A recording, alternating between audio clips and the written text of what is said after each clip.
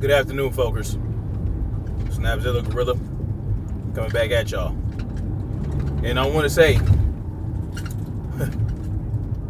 I'm quite disappointed in myself. It appears I was duped by the media. I would have to say I was.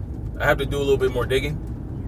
But today I talked about an alleged slaying of 9 people in Mexico, 9 Americans. Okay, and initially it was just all I heard were news reports from certain stations, and then when I was able to actually stop and look more into the story, I see a video of a car that was involved in an ambush, and the grandfather is actually the supposed grandfather of the children that were killed in this attack, was shooting a video and was showing the car in the video that was supposed to have been under attack by the Mexican cartel,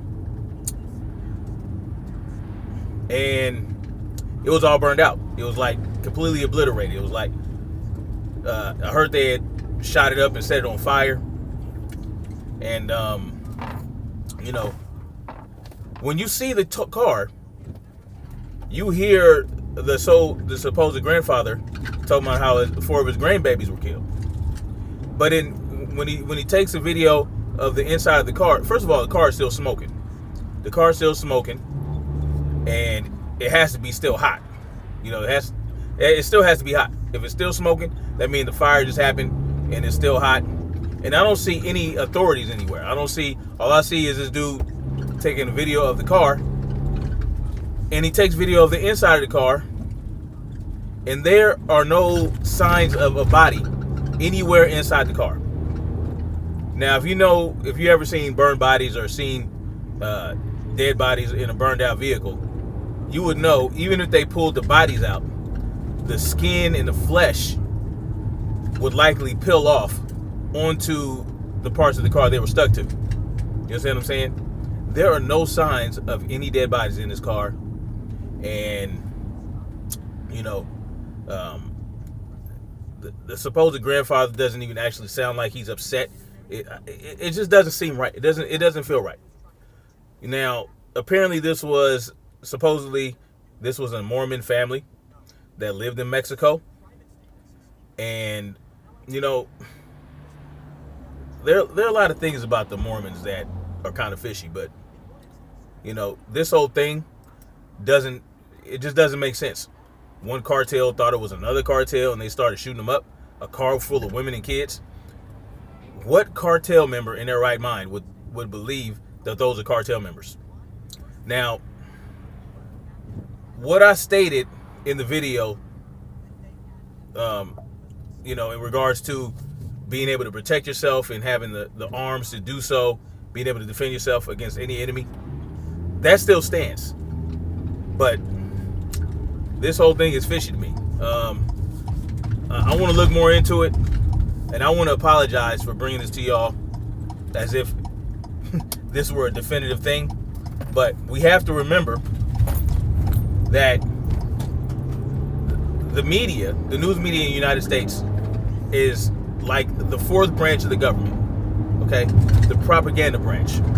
And there's a long history of the United States within Mexico, in other southern countries, in other countries in South America, in Central America, that have to do with drugs and Contras, creating Contras to cause problems in South America. And we have to understand that while a large percentage of the poppy in the world is grown in Afghanistan, some of it is also grown in parts of Mexico.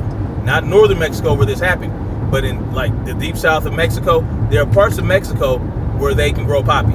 It's very possible to grow poppy, and we know about the history of our government in regards to drugs and the war on drugs, flooding the United States with drugs, flooding the neighborhoods with drugs, just trying to cause problems and then declaring a war on drugs to attack and target African Americans, you know what I'm saying, black folks.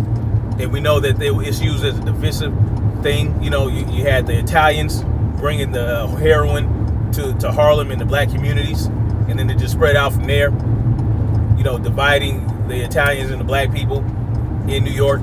There's a lot involved. The government, to say the least, can be very divisive, and it makes me wonder what's going on in the South, what's going on in Mexico that is causing them to pull this fast one on us.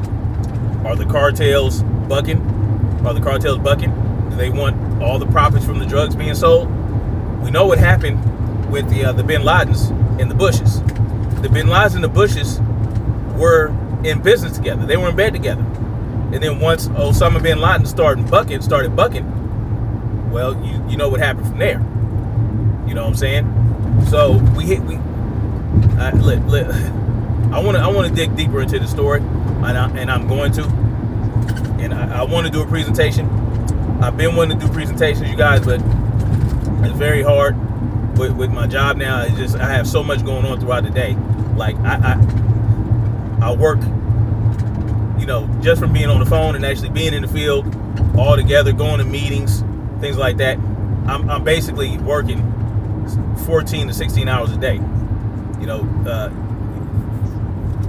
I enjoy what I do, but I would love more time to do the research. I would love more time to write my book. I've been having a little bit of time to write the sequel, but I want to do more research. I want to be more involved in bringing you guys real news and my interpretation of it and the connecting of the dots that I do. So if you're new to my channel, you can go back to some of my lives where I go into detail and show receipts of certain things that I assert, certain things that I talk about, right here in the vehicle.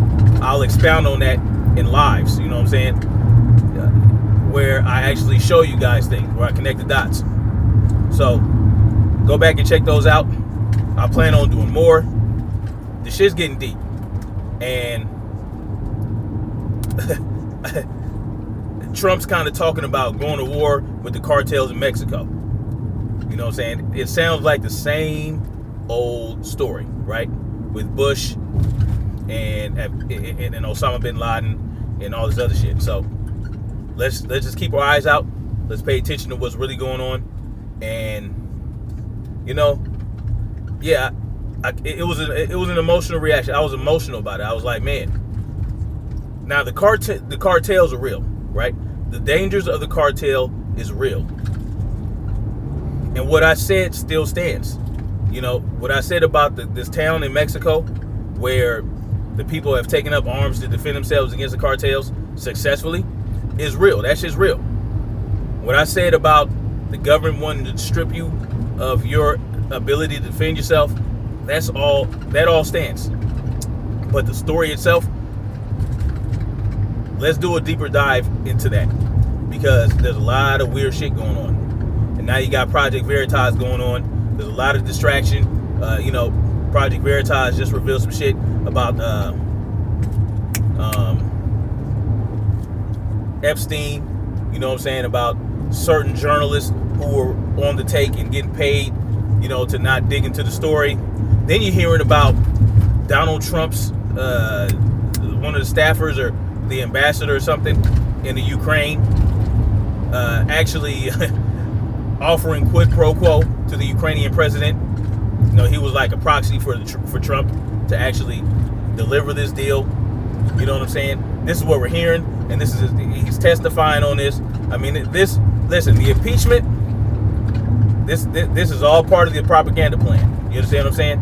This is all part of the propaganda. This impeachment is going to be a circus like no other circus, and we have to pay attention to what's going on around that. We have to keep our eyes open. Keep the impeachment in our periphery, but we have to pay attention to what's going on. Particularly, we have to pay attention to what laws are being passed while this impeachment is going on. while this Project Veritas shit is going on, while the Jeffrey Epstein shit is going on, while this these slayings in Mexico, the alleged slayings in Mexico, while that's going on, we have to pay attention to the laws. And the one law in particular I want us to keep an eye on. Well, there's several, right?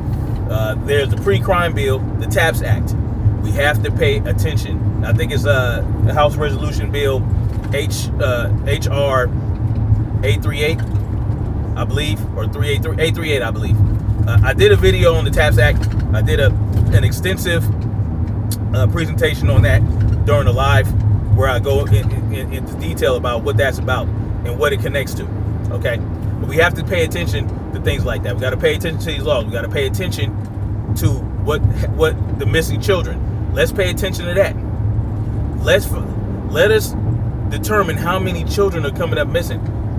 I urge you guys to check out Queen's Throne. Okay, Queen's Throne. She has several channels, one of which is Queen Supreme, and another Queen Supreme 369. She goes into depth about child abductions and things like that. You know, a lot of this is happening in Texas. A lot of children are going missing in Texas, okay? And a lot of these mass shootings are occurring in Texas. You know, so there's a lot of things we got to pay attention to.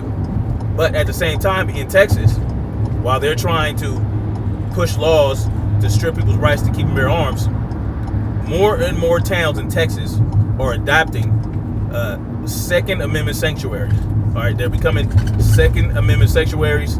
Several towns, several cities in Texas are getting rid of laws that restricted people from carrying in certain areas, in certain places. So there's a fight going on in Texas. I can see it. I think there's a fight going on in Texas that we need to pay attention to. You know, you got one class that wants to strip people from their guns. Then you have another class that's fighting to keep that right in government.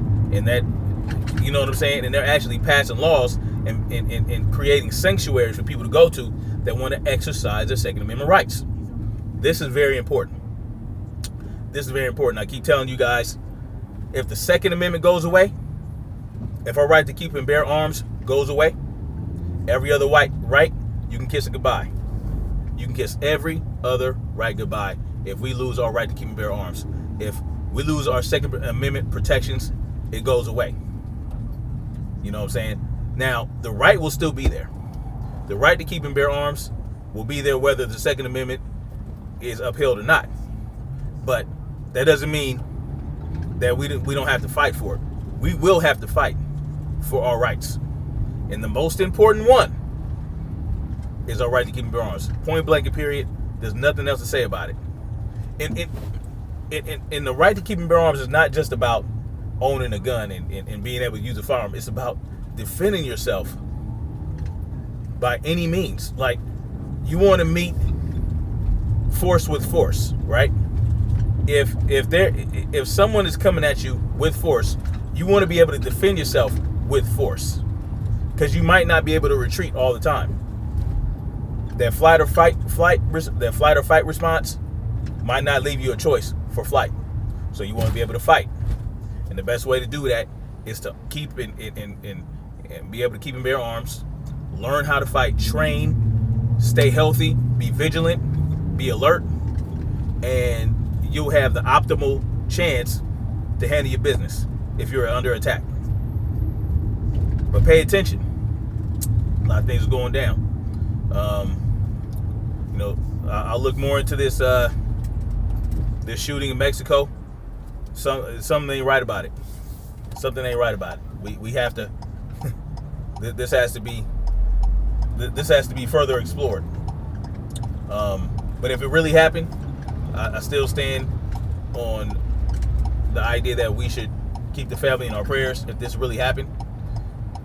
You know, so yeah. Anyway, let's pay attention to what the fourth branch of the government is doing, the media, the propaganda machine, and don't fall for the okie doke. All right, peace.